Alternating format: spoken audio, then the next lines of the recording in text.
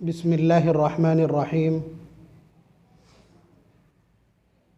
अल्हम्दुलिल्लाहि रब्बिल आलमीन वस्सलातु वस्सलामु अला सय्यिदिल अंबिया'i वल मुरसलीन मुहम्मदिन व अला आलिहि व अस्हाबिहि अजमईन। अम्मा बाद,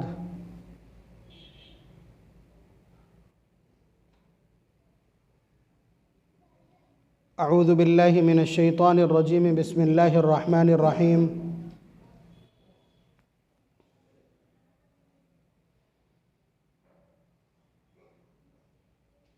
अला लहुल खल्क़ु वल अम्र तबारकल्लाहु रब्बुल आलमीन। वक़ाल तआला इन्नल्लाहा ला युग़य्यिरु मा बिक़ौमिन हत्ता युग़य्यिरु मा बिअन्फुसिहिम। वक़ाल तआला वल्लज़ीना जाहदू फ़ीना लनहदियन्नहुम सुबुलना व इन्नल्लाहा लमअल मुहसिनीन।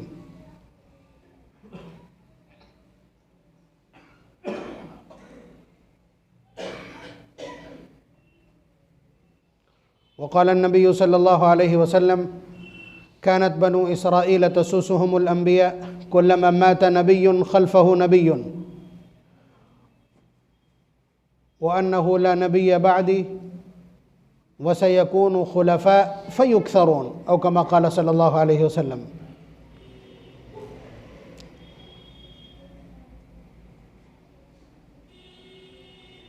नबी अकरम सल्लल्लाहु अलैहि वसल्लम की ज़िंदगी और उसके बाद करीब करीब सहाबा की जमात की पूरी ज़िंदगी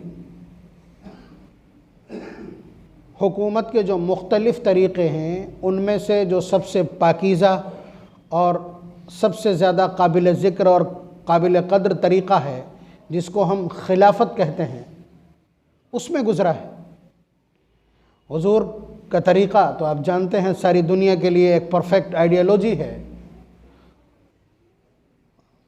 पॉलिटिक्स में, एक सियासत में नबी अकरम सल्लल्लाहु अलैहि वसल्लम की ज़िंदगी और आपका तर्ज़ खिलाफत या तर्ज़ हुक्मरानी या तर्ज़ सियादत ये पूरी इंसानियत के लिए एक ज़बरदस्त आइडियोलॉजी। और उसके बाद की जो ये चार खिलाफतें हैं ये भी खिलाफत अला मिनहाजिन नबुव्वह कहलाती, यानी नबी के तर्ज़ पर कायम की गई खिलाफतें, इसीलिए इनको खुलफ़ाए राशिदीन कहा जाता है। उसके बाद भी बाज़ खिलाफतें, मसलन हज़रत उमर इब्न अब्दुल अज़ीज़ की खिलाफत, वो भी खिलाफत अला मिनहाजिन नबुव्वह है। और उसके बाद भी मुहक़्क़ीक़ीन ने और मुअर्रिख़ीन ने कुछ लोगों की खिलाफत को खिलाफत अला मिनहाजिन नबुव्वह कहा है। अभी 25-30 साल कबल पड़ोस में एक खिलाफत 6 महीने तक चली थी, उसको भी खिलाफत अला मिनहाजिन नबुव्वह कहा गया था। और अभी हज़रत मेहदी की खिलाफत जो होगी वो भी खिलाफत राशिदा कहलाएगी। उसके बाद हज़रत ईसा अलैहिस्सलातु वस्सलाम की जो खिलाफत होगी वो भी खिलाफत राशिदा कहलाएगी। और ऐसा नहीं है कि हिंदुस्तान में इसके क़याम की कोशिश नहीं हुई। मुग़लिया दौर सल्तनत, मुग़ल एम्पायर ख़त्म हुआ, उसके बाद ब्रिटिश एम्पायर ने जन्म लिया। आप ये समझिए कि मुग़ल एम्पायर के ख़िलाफ़, मुग़लिया सल्तनत के ख़िलाफ़ ही हज़रत मुजद्दिद अल-फ़सानी रहमतुल्लाह अलैह ने तहरीक छेड़ रखी थी अकबर के ख़िलाफ़। और उसके बाद हज़रत शाह वलीउल्लाह रहमतुल्लाह अलैह ने इनका जो तरीक़ेकार था सल्तनत का, इक़्तिदार का, उसकी मुखालफत में मुसलसल कोशिश की थी। और उसके बाद ये तब्दीली आ गई कि वो सल्तनत ही पूरी तरह से ख़त्म हो गई, क़िस्सा पारीना बन गई। उसके बाद ब्रिटिश एम्पायर ने यहाँ आकर के अपना सिक्का जमाया, अपने पंजे गाड़े। तो उसके बाद तमाम कौम ने मिल कर के, वो उनकी किस्तें हैं कि इब्तिदान खानकाही लोगों ने, हज़रत सैयद अहमद शहीद रहमतुल्लाह अलैह और खानवादे वलीउल्लाह ही ने सबसे ज़्यादा इनके ख़िलाफ़ बगावत को जो बिगुल बजाया है और जो फतवा सादिर किया वो उसी खानवादे ने, और उसके बाद भी उसी खानवादे ने कोशिश की है। और जितनी भी जगह खिलाफतें कायम हुई, हज़रत सैयद अहमद शहीद रहमतुल्लाह अलैह ने खिलाफत कायम की थी, खिलाफत कायम की थी। और उसका जो दौरानिया है या उसके बाद जो खिलाफत आंदोलन जिसे आप जानते हैं, मौलाना मोहम्मद अली जौहर, मौलाना शौकत अली या मौलाना अबुल कलाम आज़ाद, मुजाहिद मिल्लत, मौलाना हिफ्ज़ुर रहमान सेहरवी, ये सारे के सारे लोग खिलाफत के क़याम की एक राउंड पूरी कोशिश की आखिर वक्त तक। उसके बाद जब लगा ये कि खिलाफत कि तहरीक की जब हम बात करते हैं तो हमारे जो बिरादरान वतन हैं ये उस पाले में चले जाते हैं और मुखबरी का काम करने लगते हैं। तो फिर खिलाफत ख़त्म करके ये जमहूरियत और सेकुलरिज्म, यानी उनसे हमको हर हाल में आज़ादी चाहिए थी, इसलिए कि वो हमारे दीन के दुश्मन बन गए थे। उनको हमारे वजूद से सरोकार नहीं था, उनको हमारे दीन और ईमान से सरोकार था। इसलिए हमारे अकाबिर ने कहा कि इनसे हर हाल में छुटकारा चाहिए। तब फिर इनको अपने साथ बिठा लिया, अपने गले से लगा लिया। सेकुलरिज्म और जमहूरियत की हमने बात की। तो इसलिए मैं जो अर्ज़ करने जा रहा हूँ आगे वो इसी से मुताल्लिक़ है और वोट से मुताल्लिक़ है। असल में मुसलमानों के अंदर से सियासी शऊर को पूरी तरह से ख़त्म कर दिया गया। आप समझ रहे हैं, जो सोच और फ़िक्र और नज़रिया होता है सियासी एतबार से, सियासी बेदारी का, उसको बिल्कुल नुक्ते इंजिमात पर पहुंचा दिया गया, सिफर कर दिया गया, फ्रीजिंग पॉइंट पे। इतना ज़्यादा उससे दूर कर दिया गया कि आज यहाँ बैठ करके मैं इस तरह के मसाइल को जब आपकी खिदमत में अर्ज़ करूँगा तो एक बड़ा तबका ऐसा है जो कहेगा कि मौलाना को ये बातें यहाँ करने की क्या ज़रूरत है। यानी जिहालत और बेहिसी का जो ग्राफ है वो इतना नीचे चला गया। तो पहले तो मैं आपका जहन इसी उन्वान से साफ़ कर दूं ताकि आगे के मज़ामीन आपकी खिदमत में बआसानी आ सकें और आप समझ सकें, अहमियत के साथ सुने भी। देखिए, नबी अकरम सल्लल्लाहु अलैहि वसल्लम को अल्लाह तबारक व तआला ने काहे के लिए भेजा? अपना दीन इस धरती के ऊपर कायम करने के लिए, अपने भेजे हुए कानून और शरीयत को यहाँ नाफिज करने के लिए। देखिए दो जुमले, पारा नंबर 6, या अय्युहर रसूल बल्लिग मा उनज़िला इलैका मिन रब्बिक व इन लम तफ़अल फमा बल्लग़्ता रिसालता। ऐ रसूल, हम जो पैगाम आप तक भेजते हैं इनको आप लोगों तक पहुंचा दीजिए। अगर उस पहुंचाने में ज़रा भी आपने कोताही की तो ये समझा जाएगा फमा बल्लग़्ता रिसालता, क्या आपने रिसालत का हक़ अदा नहीं किया। ये हुजूर से मुखातब है अल्लाह तबारक व तआला, और हुजूर फरमाते हैं ये इस आयत मेरे लिए बहुत सख्त, डेडलाइन डाल देने वाली, हदें खींच देने वाली। इसीलिए इसी आयत की बुनियाद पर हज़रत मोहम्मद सल्लल्लाहु अलैहि वसल्लम ने हज्जतुल वदा के अपने आखिरी खुतबे में गवाही ली थी कि अला हल बल्लग़्तु, क्या मैंने सारा पैगाम तुम तक पहुंचा दिया। पूरे भरे मजमे से 1 लाख से ज़ायद का वो मजमा, हुज़ूर ने पूछा अला हल बल्लग़्तु, क्या मैंने पैगाम तुम तक पहुंचा दिए। 3 बार पूछा। फिर उसके बाद जब पूरे मजमे से ये जवाब आया कि हाँ आपने पहुंचा दिया, अद्दैतल अमाना, आपने अमानत भी अदा कर दी, हक़ अदा कर दिया पैगाम का, तब हज़रत मोहम्मद सल्लल्लाहु अलैहि वसल्लम ने आसमान की तरफ उंगली उठाकर क्या कहा था? अल्लाहुम्मा शहद, अल्लाहुम्मा शहद, अल्लाहुम्मा शहद। ऐ अल्लाह गवाह रहिएगा, आप गवाह रहिएगा कि ये सारा मजमा गवाही दे रहा है इस बात की कि मैंने पैगाम पहुंचा दिया। ये इसी आयत के ऊपर की गई कार्रवाई है, अदालत की कार्रवाई। नबी अकरम सल्लल्लाहु अलैहि वसल्लम गवाही लेकर के रुखसत हुए अपने तमाम मुंतसिबीन से। उसके अलावा अल्लाह ताला का एक इरशाद ज़रा ध्यान से सुनिएगा, हुवल्लज़ी अरसला रसूलहु बिलहुदा व दीनिल हक़्क़ लियुज़हिरहु अलद्दीनि कुल्लिह।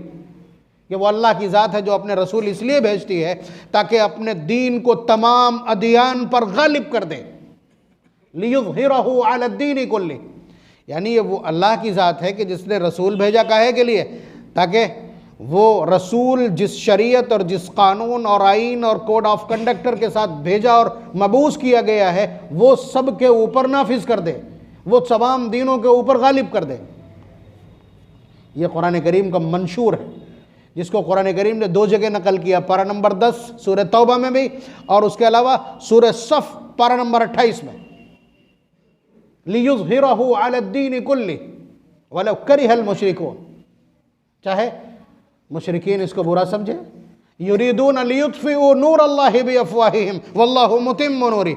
अल्लाह ताला कहते हैं ये सारे काफिर मिल करके अल्लाह तबारक व तआला के उस चराग को, हक के चराग को, जिसे अंबिया रोशन करते हैं और जिसकी हिफाजत और पासबानी करते हैं, ये काफिर अपने मुंहों से उसको बुझा देना चाहते हैं। वल्लाहु मुतिम्मु नूरिह, और अल्लाह ताला उसकी रोशनी को मुकम्मल करके रहेंगे। वलो करिहल काफिरून, कुफ्र चाहे इसके ऊपर इजहार नाराज़गी ही क्यों ना करे। ये अल्लाह ताला के अल्फाज हैं बाकायदा।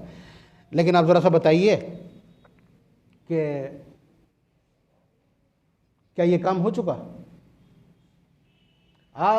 आपके पास जो दीन है, या मोहम्मद सल्लल्लाहु अलैहि वसल्लम जो दीन लेकर के आए थे, वो तमाम अदियान पे गालिब आ गया? अभी छोड़ दीजिए, हुजूर के दौर को देख लीजिए।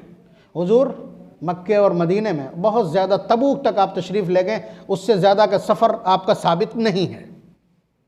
आप समझ रहे हैं? उससे ज़्यादा का सफ़र आपका साबित नहीं है। और वहीं तक, और हुजूर की वफ़ात के वक्त 1 से 1.25 लाख, बहुत ज़्यादा 1.5 लाख सहाबा हल्का इस्लाम में दाखिल हुए थे, जबकि जहान बहुत बड़ा था। जहान बहुत बड़ा था। उस वक्त मजूसियत अपने उरूज पर थी, ईसाइयत अपने उरूज पर थी। 2 मज़ाहिब, दुनिया आधे आधे हिस्सों में तकसीम थी। एक का मरकज़ ईरान और एक का मरकज़ रोम था। तो ये कहना पड़ेगा, इस कहने में कोई दरेक नहीं है कि ये दीन अभी तमाम अदियान पर गालिब नहीं आया है, हुजूर न हुजूर के ज़माने में न आज। बात समझ रहे हैं? तो इसका मतलब ये है कि ये काम अभी बाकी है। और समझिए कि हाँ, ये काम अभी बाकी है। इस काम को मुकम्मल करेंगे आकर के हज़रत ईसा अलैहिस्सलातु वस्सलाम। उनका दौर ऐसा दौर होगा जब इस धरती के ऊपर कलमा हक़ के सिवा कोई कलमा कहने वाला नहीं होगा। इस धरती के ऊपर इस्लाम के सिवा कोई दूसरा मज़हब, किसी दूसरे मज़हब का न मानने वाला, न नाम लेने वाला बचेगा। उस दिन ये साबित होगा, युरीदून लियुत्फ़िऊ नूरल्लाहि बिअफ़वाहिहिम वल्लाहु मुतिम्मु नूरिही। जहाँ तक लॉजिकली कानून साजी की हैसियत से, कानून साजी की हैसियत से इसको मुकम्मल किया जा चुका। यानी कानून मुकम्मल हो गया, इम्प्लॉयमेंटेशन बाकी। कानून मुकम्मल हो गया, दस्तूर मुकम्मल हो गया, आईन मुकम्मल हो गया, उसका निफाज अभी बाकी है। उसके निफाज के लिए आपको मुसलसल संघर्षरत रहना।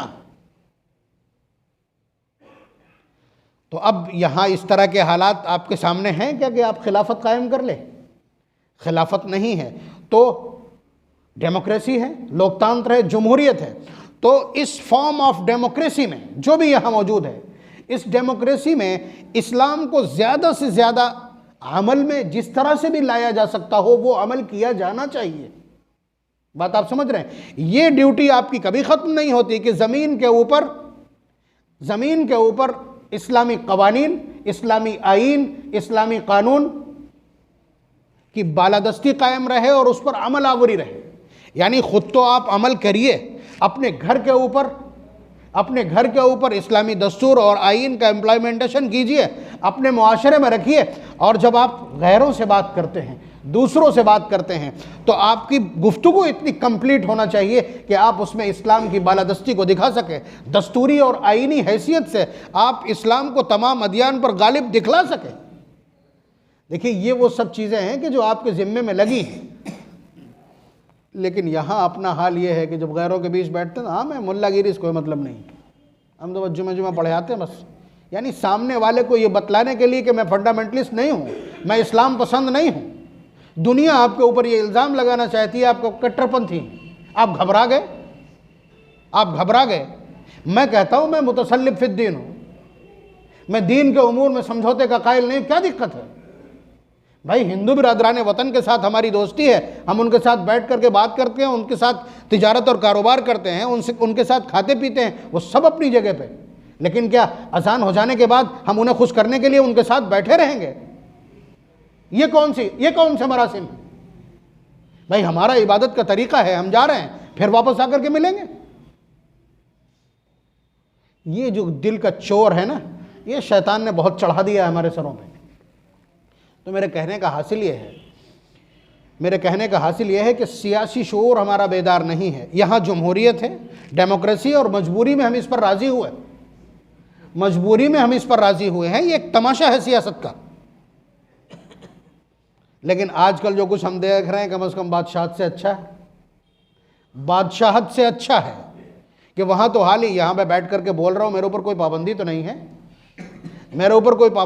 है। मैं चाहूँ तो हुकूमत की पॉलिसी के ख़िलाफ़ बैठ करके यहाँ कमेंट्स पास कर सकता हूँ कि ये हमारे हक़ में नहीं, ये हमारे हक़ में नहीं। लेकिन जहाँ बादशाहतें हैं और जहाँ आपको लगता है कि इस्लामी कानून की बालादस्ती होगी, वहाँ का हाल ये है कि आप जुमे में जो खुतबा देंगे वो खुतबा लिख कर के पहले वज़ीर इत्तलात और नशरियात के पास जाएगा, वो जब साइन कर देगा तो वही पढ़ा जाएगा, वो भी ऑन रिकॉर्ड होगा, आपका एक एक लफ्ज़ आपका परखा जाएगा। अगर उसके खिलाफ एक रिवायत तक आपने ऐड कर दी अपने खुतबे में तो आपका हाल क्या बनेगा, वो इस वक्त अरब और खलीज की जेलें बतलाएंगी कि वहाँ के जो चोटी के उलमा हैं वो सब के सब इस वक्त कैदोबंद में हैं। बहरहाल हमारे अकाबिर ने जमहूरियत के ऊपर आप देखिए कि आइन बनते वक्त ज़बरदस्त किस्म की बहस की, तमाम अदियान के लोगों की, तमाम दीन के मानने वालों की बालादस्ती को सुनिश्चित और यकीनी बनाया, और उसके साथ साथ पर्सनल लॉ को ऐड कराया है इस पूरे आइन में। ये बड़ी कोशिशें हैं, अब सूरत हाल ये है कि अब जो कुछ है हमारे सामने, यहाँ की जो फॉर्म ऑफ डेमोक्रेसी है उसका क्या है, उसकी पूरी सूरत हाल ये है कि इतना बड़ा मुल्क है, वहाँ से बैठ कर के कोई हाकिम, कोई वज़ीर आज़म, कोई प्रेसिडेंट या सदर जमहूरिया पूरी आबादी को, पूरे हिस्से को कंट्रोल नहीं कर सकता। तो उन्होंने एक तरतीब बनाई कि सूबे तकसीम कर दिए, सूबों में वज़ीर आला कर दिया, फिर उसके नीचे उसके वज़रा हैं, फिर उसके नीचे MLAs हैं, फिर उसके नीचे चेयरमैन हैं, उसके नीचे प्रधान है, उसके नीचे सदस्य हैं, सभासद हैं, वो सब कुछ, वो एक सिलसिला, एक सिस्टम है। मतलब ये होता है, मसलन हाथी खाने वालों से कह दिया गया कि भाई आप एक अपना सभासद दे दीजिए जो आपके हालात की रिपोर्ट कर दे चेयरमैन के पास। ठीक, चेयरमैन अपने से ऊपर रिपोर्ट कर देगा, वो उससे ऊपर रिपोर्ट कर देगा, इत्तला पहुंच जाएगी, उसी हिसाब से वहाँ से पैकेज आ जाएगा, यहाँ की फलाह और बहबूद के जो काम है वो कर दिए जाएंगे। तो अब इसमें सबसे ज़्यादा क्या चीज़ ज़रूरी होती है? सबसे ज़्यादा ज़रूरी ये चीज़ होती है कि जिस आदमी का हम इंतखाब कर रहे हैं ये ईमानदार होना चाहिए, इंसानियत नवाज होना चाहिए, इंसानी हमदर्दी और इंसानी खिदमत का जज्बा इसके अंदर मौजूद होना चाहिए, इसलिए कि यही काम करेगा। उसका गोरा चिट्टा होना, उसका गुंडा होना, उसका डकैत होना, ये तो ऐब की बात होगी। ईमानदार चाहिए, इंसानों का दर्द चाहिए, तभी तो वो लोगों के हुकूक और लोगों की ज़रूरतों का लिहाज कर पाएगा। लेकिन यहाँ क्या चल रहा है वो आपको मालूम है। लेकिन ये एक तरीक़ा है, इस तरीक़े को दयानत के साथ आप कैसे बरतेंगे, दयानत के साथ आप कैसे बरतेंगे, ये दीन बन जाएगा। ये समझ लीजिएगा कि आप अपने ऊपर जो हाकिम मुसल्लत कर रहे हैं, आप अपने बीच में जो मीडिएटर और मध्यस्थ कायम कर रहे हैं, वो किस नौइयत का है ये आप तय करेंगे। आपके हाथ में पावर है ना, वो जो पावर आपके हाथ में है उसी को वोट कहते हैं, हक रायदही कहते हैं, मताधिकार कहते हैं उसी को, कि आपके हाथ में है कि कैसा हाकिम आप चाहते हैं, दयानतदार या जिसने आपको चाय पिला दी, या जो आपको 500 का नोट पकड़ा गया, फासिक फाजिर है, जालिम है, कातिल है, सफ़ाक है, जराइम पेशा है, सिर्फ आपको पैसे दे गया या आपकी तारीफ़ कर गया, आप उसके हक़ में, या हमारे चचा ने कह दिया, तो ये सब चलता नहीं है। मैं इसी पूरे सिनेरियो को बिल्कुल शफ़ाफ आपकी खिदमत में पेश करने के लिए मैंने ये मज़मून छेड़ा है। इसका ताल्लुक़ सियासी शऊर से है। यानी जमहूरियत का जो मामला है वो ये है कि एक आदमी ऐसा आप दे दीजिए जो ऊपर तक आपके हुकूक की ख़बरें, आपकी ज़रूरत की ख़बरें पहुंचा दे, फिर वहाँ से जो कुछ आएगा उसको दयानत के साथ लगा दे, तकसीम कर दे और लोगों की नफ़ारसानी के लिए उसका सरफा खर्चा करे। अभी आप देख लीजिए कि जो लोग मौजूद हैं उनमें सबसे ज़्यादा ये काबिलियत और अहलियत किस में है। सिर्फ इतना ही देखना पड़ेगा, इतना ही देखना पड़ेगा, इससे आगे नहीं। चाहे बाप खड़ा हो, चाहे बेटा खड़ा हो, कान खोल के सुनिएगा, मैं इसे मुदल्लल करूंगा आगे जुम्मों में। चाहे बेटा खड़ा हो, चाहे रिश्तेदार हो, चाहे गरीब और मालदार हो, हैसियत कोई भी हो, आपको देखना क्या पड़ेगा। ये जो आप वोट देते हैं, ये वोट एक तरह की सिफारिश भी है कि मैं सिफारिश करता हूं कि ये शख्स इस लायक है कि हमारे इलाके को सही तरह से खिदमत दे सकेगा और आपकी तमाम स्कीमों को और आपके तमाम भेजे हुए असासे को और रुकूमात को यहाँ दयानत के साथ लगाएगा। ये आपकी सिफारिश भी हो सकती है। या आपको वोट का हक देकर के वकील बना दिया गया कि आप किसकी वकालत करते हैं, आप किसको हक बजानिब समझते हैं, किसे काबिल और अहल समझते हैं, ये वकालत है। या तो ये गवाही है, या फिर ये वकालत है, या फिर ये शफाअत है। यानी सिफारिश कर दी आपने कि हाँ, वोट देने का मतलब है कि हाँ, ये आदमी इस लायक है कि इंसानी खिदमात को और इस खित्ते की खिदमात को बजा लाएगा। तो आपके इस वोट की हैसियत क्या बनती है? या तो ये शफाअत है, या फिर ये वकालत है, या फिर ये शहादत है। और इन तीनों की अपनी हैसियत है। इस्लामियात और इस्लामी तालीमात, फ़िक़्ह इस्लामी, शरीयत मुतहरा के ये बहुत वैलिड चैप्टर, बड़ी वजाहत के साथ बड़े तफसीली अबवाब हैं जिनको मैं आपकी खिदमत में पेश करूँगा। और ये बात आप एक जुमला आप क्या बोलेंगे, आप तो कुछ बोलते ही नहीं हैं। बाकी जो आपके ये छोटे भैया जो सियासत में कूद गए हैं, खद्दड़ पहन के खाली घूम रहे हैं, वो मालूम है इस तरह की गुफ्तगू के बाद क्या तबसरा करेंगे। अरे मौलाना लोगों को क्या मतलब सियासत से भाई? मौलाना लोगों को सियासत से क्या मतलब? मौलाना को सियासत की तकरीर करने से क्या मतलब? ये नतीजा है, ये दुश्मन की दुश्मनी का नतीजा निकल आया। दुश्मन को हमारे ये मालूम है कि मुसलमान जब अपने किसी भी अमल को, अपने किसी शिआर को, अपनी किसी पहचान को, अपनी किसी चीज़ को, अपने किसी स्थल को, अपने किसी सिस्टम को धर्म से जोड़ लेता है, मज़हब से जोड़ लेता है, तो उसके अंदर एक स्पिरिट पैदा हो जाती है, एक रूह आ जाती है, एक जुनून पैदा हो जाता है। फिर उसके बाद वो उस सिलसिले में किसी तरह का कोई समझौता नहीं करते। बाकी हर चीज़ में समझौता करेंगे। मिसाल के तौर पर कोई कत्ल हो गया, आपका अपना कोई करीबी कत्ल कर दिया गया, अब पूरा शहर कहता है कि फितना बरपा होगा, भाई मान जाओ। जब सब लोग कहेंगे तो आप मान जाते हैं। यहाँ तक कि अपनी आबरू और इज़्ज़त का कोई मामला आ गया हो और सारे लोग कहने लगे तो आप मान जाएंगे। लेकिन अगर मस्जिद का मीनार कोई तोड़ गया हो, मस्जिद में कोई गंदगी कर गया हो, या मदरसे में घुस करके उसने कुरान करीम की बेहुरमती कर दी हो, या मुहम्मदुर रसूलुल्लाह सल्लल्लाहु अलैहि वसल्लम की शान में किसी तरह के गलत जुमले बोल दिए हो, तो फिर न कोई आपके समुदाय में से कोई नहीं आएगा आपसे समझौते की बात करने, और न आप समझौते के लिए राज़ी होंगे। ये स्पिरिचुअल है, इसको समझिए आप कि ये मज़हब से जुड़े हुए मामलात हैं, इसलिए वहाँ हमारी स्पिरिट मौजूद है, जुनून मौजूद है, और उसमें फिर वो फंडामेंटलिज्म और तसल्लुब है, वहाँ समझौते नहीं होते। तो सच ये है कि सियासत भी मज़हब का बड़ा हिस्सा था। मैं बिल्कुल इब्तिदाई में ये सब जिक्र कर चुका हूँ कि हुजूर जो दीन लेकर के आए हैं उसका इम्प्लीमेंटेशन ज़मीन के ऊपर करना ये हर फर्द की जिम्मेदारी है। जैसे जैसे हालात मिलते जाए वैसे वैसे इसका निफाज होना चाहिए। सियासत कहते किसको हैं? जाइए, अगर सियासत की आप बात करते हैं, पहली बात तो ये है कि ये लफ्ज़ सियासत जो वर्ड है ये अरबी का है, इसका कोई ट्रांसलेशन नहीं दुनिया की किसी ज़ुबान में, समझ लीजिएगा। ये जो इसके तर्जुमे में आप राजनीति कह देते हैं, इसके तर्जुमे में जो आप पॉलिटिशियन कह देते हैं, सब कुछ नहीं, बेकार। समझ रहे हैं आप? सियासत का माना है तंजीम उमूर, बुराई से रोकना, भलाई का हुक्म करना, और इस तरह से अपने मुआशरे को कायम रखना। इसमें लॉ एंड ऑर्डर भी आ जाता है, और इसमें जराइम को रोकने की सारी सूरतें और शक्लें आ जाती। तो सियासत अंबिया करते थे। आपको अगर ये लगता हो, देखिए ये मजमून अधूरा रह जाएगा, अगर आपको ये लगता हो कि सियासत शरीफ लोगों का काम नहीं है, इस वक्त की सियासत बेशक जिसमें ज़मीर फरोशी, बुर्दा फरोशी और क्या क्या फरोशी मौजूद नहीं है, तो ये तो जाहिर सी बात है शरीफों का काम नहीं बचा। लेकिन बुनियादी तौर पर यह तंजीम उमूर का मामला, बुराइयों से रोकेगा वो जिसे पता हो कि बुराई क्या, अच्छाई क्या।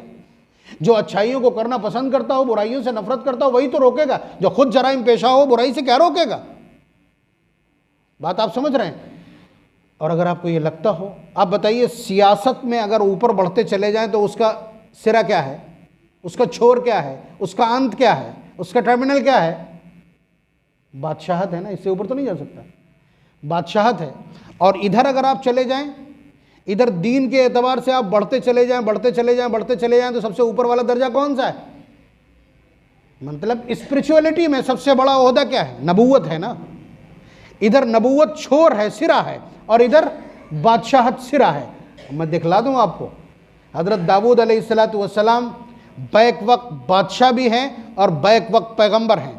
पैगंबर की हैसियत से आप ज़्यादा जानते हैं और बादशाह की हैसियत से यहूदियत जानती है, इसीलिए किंग डेविड कहते हैं। वो दाऊद अलैहिस्सलाम नहीं कहते, जब भी बोलेंगे किंग डेविड कहेंगे। आप इतिहास उठा के देखिए, आप इसका बैतुल मुक़द्दस का इतिहास देखें, वहाँ बार बार हज़रत दाऊद अलैहिस्सलाम का तज़किरा आएगा तो वहाँ किंग डेविड होगा।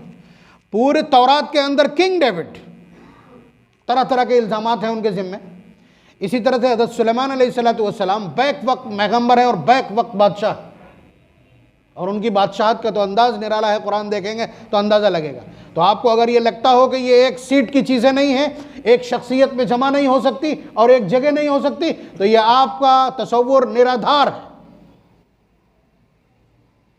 हज़रत यूसुफ अलैहिस्सलाम फाइनेंस मिनिस्टर हैं और ख़ुद अपने आप उन्होंने ये मिनिस्ट्री ली है। इजअलनी अला खज़ाइनिल अर्द, पारा नंबर 13 की बिल्कुल शुरू की आयत देखेंगे। इस मज़मून को हम फिर दोहराएंगे अगले जुमे में और तफसील के साथ इसको आगे बढ़ाएंगे इंशाअल्लाह। अल्लाह तबारक व तआला हम सबको सियासी शऊर व रहमत फरमाए और ज़मीन के ऊपर मिन हैसुल कौम, एक बेदार और ज़िंदा और जुर्रतमंद कौम की तरह जीने का सलीका मरहमत फरमाए। अम्बिया अलैहिमुस्सलातु वस्सलाम की सीरत से इस्तिफ़ादे की तौफ़ीक़ नसीब फरमाए और दुश्मनों की फैलाई हुई गलत फहमी और उनके दाम फ़रेब से हमको और पूरी मिल्लत को महफूज फरमाए। व आखिरु दावाना अनिल हम्दुलिल्लाह।